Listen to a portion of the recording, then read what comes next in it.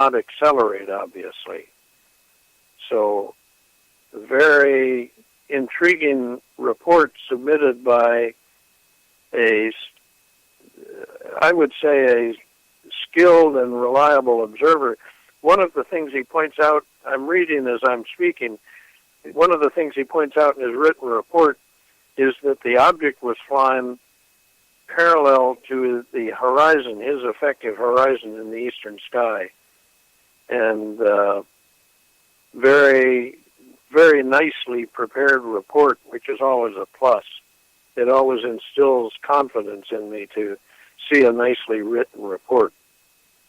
So, well, yeah. And matter of fact, so this was an object that was not like a shooting star coming into the atmosphere. This was parallel to the horizon, and then he noticed that it actually accelerated after a period of time. So, I mean, that just cannot be a natural object coming into the atmosphere. So this is fascinating stuff. I agree. There's no reason a meteor can't fly parallel to the horizon, but it's, I would say, very rare, since generally it would be a normal distribution of direction or course across the sky, and it would be a fairly unusual event to see a meteor flying horizontally and parallel to the horizon. So that's very, very unusual. And what makes it even more unusual is a few days later, the 4th of March, we have a very similar report from Fontana, California, down in San Bernardino County, your old stomping grounds, I would say, generally speaking, the LA Basin. Right. A woman saw something very, very similar to what this gentleman from Maple Valley, Washington, describes. She, too, saw light, but in this case, on the 4th of March, the woman says as the object streaked across the sky, it shot out two separate lights, which proceeded to go in opposite directions and streaked off in the night sky. What that could have been, God only knows, Michael, but I'm receiving numerous reports that are not dissimilar to what I've just described. Lights that split into two or three separate lights and then go streaking off in their own directions.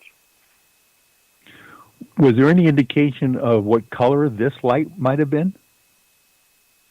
I'm scanning the report. I should have read it more in greater detail, but you're correct. Color, you are absolutely correct. She cites the fact that it was a blue-green hue, had a blue-green hue to it. And interestingly, as the main light, the main object streaked across the sky, it went from blue-green to a very distinct Kelly green, she says, which is very unusual because the color of an object that is incandescing or burning, if you will, from friction in the case of a meteor, is a function of its temperature. And as an object cools, and this happens very quickly, of course, as a meteor shoots through the atmosphere, it heats up very quickly, and it tends to cool equally quickly. It goes towards the blue end of the visible spectrum while it's hot, but as it cools, it shouldn't become green, it should become red. And that's apparently not what she saw.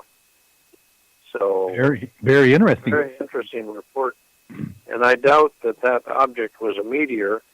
And with regard to the two objects it shot off, that's not uncommon for a meteor. It's called the process of fragmenting is called exactly that, fragmenting of a meteor.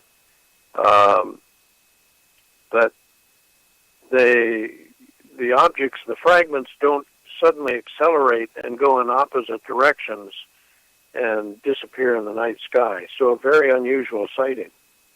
Yeah, I was going to say, I mean, we've all seen these YouTube videos of basically meteors breaking up into different parts, but they all seem to go in generally the same direction when they're falling to the planet. But Exactly. to go in opposite directions, and to streak off in opposite directions and disappear. That's just crazy stuff. I can't imagine what if we were back in the 1930s and the War of the Worlds kind of a thing was being played on the radio, and that kind of description would come across the air, people would really take heed of that kind of thing, like they did back then, yep. and wonder what the heck is going on. Yep. Indeed, I agree with your synopsis of what would happen if that were to occur. But the 4th of March, which was this past Monday, was a very active day with regard to UFO sightings. A couple more sightings I'd like to share. At 12 noon East Coast time on the 4th of March, Monday the 4th of March, a woman writes that she was standing outside and she saw a black, round, shiny ball in the night or daytime sky, about the size of the sun, which is a very prominent object, and it just glided across the sky, and it flew into a bank of clouds and just became obscured from her view. She estimates she saw it for probably just a few seconds, during which it covered a significant part of the sky and disappeared from her view. Another similar report comes from Silverthorne, Colorado. Again, we're talking about the 4th of March. A gentleman saw, and he was the sole witness, a bright green light appeared to fall from the sky, he writes, in a slow arc, and it disappeared over the mountains to the west. So again, we have another of these green objects that I've been reporting for probably 2 months or so. And I don't think they're meteors, and clearly they're not commercial aircraft. Yes. Oh my gosh. Another bright green light. And of course, I understand this was probably the nighttime sighting, right? The green one? Exactly. At okay. 9 p.m. 9 p.m. And interestingly, 8 minutes later, another report from Cheyenne, Wyoming, which I think is in the same time zone as Colorado. Gentleman reports that he was outside. He's apparently a skilled night sky viewer. He was out looking at the night sky with his naked eye, and without the aid of magnification or optical devices, he writes, and he saw 3 blue lights in a triangle, which immediately attracted his attention because the presence of blue lights all but rules out the possibility of any kind of aircraft, because they're not allowed to have blue lights on them at night. And he focused on this object, and then he could see a craft that was attached to it. And at that point, he became aware that there was a second, let's call it a triangle of blue lights following the first. Very intriguing report. The lights didn't blink. They didn't have any strobes. No red or green lights were visible, ruling out, again, any kind of terrestrial aircraft. So, oh my goodness. In my judgment, a very interesting report. You know, Peter, it almost seems that, our good friend Grant Cameron mentions that, there's really no reason why UFOs should have to have lights on them. Maybe the only reason is that they're trying to get our attention. But as you've pointed out, over the years, there seems to be a trend in the color of the lights that we are witnessing out there. The orange fireballs, then the blue lights and the greens. It's almost as if they're changing it up here relatively quickly, maybe to continue to get our attention. Exactly. I think that's a good observation, and I agree with you on the orange lights.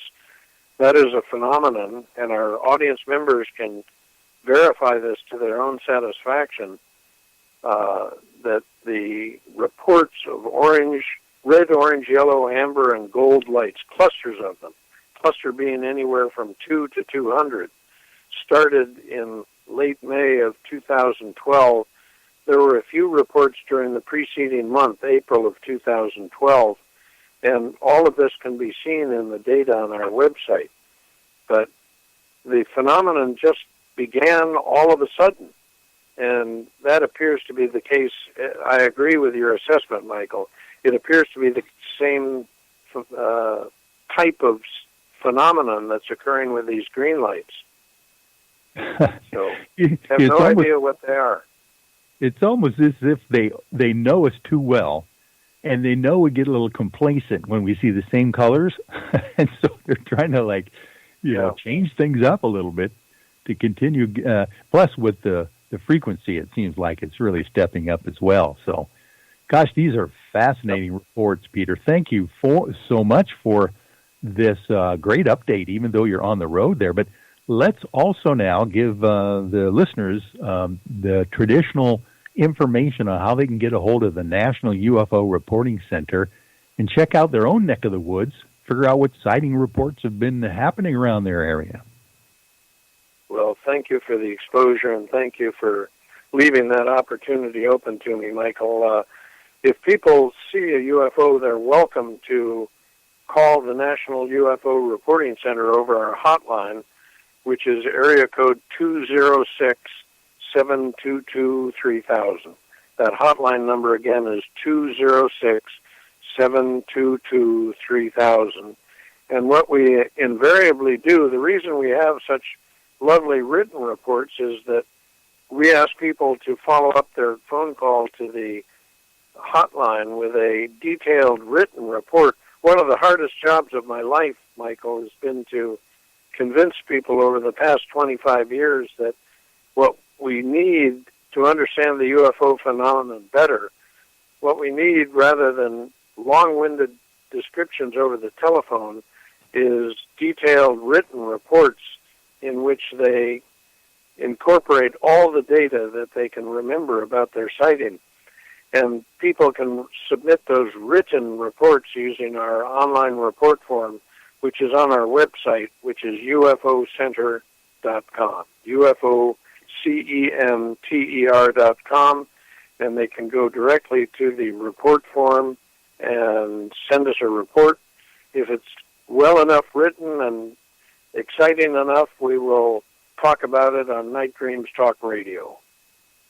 Of course. Man, I appreciate that very much. And by the way, I want to mention on your behalf as well that since Peter and I typically room together if we have the opportunity when we go to these conferences, I remember you up late at this past weekend checking all the reports that are coming in from the UFO hotline and putting in all that extra late-night hours. If people want to send you a check, I think we should actually put out that P.O. box again so that they can at least compensate you a little bit for your time and give you some kind of an encouragement to continue doing this. So what's that P.O. box again?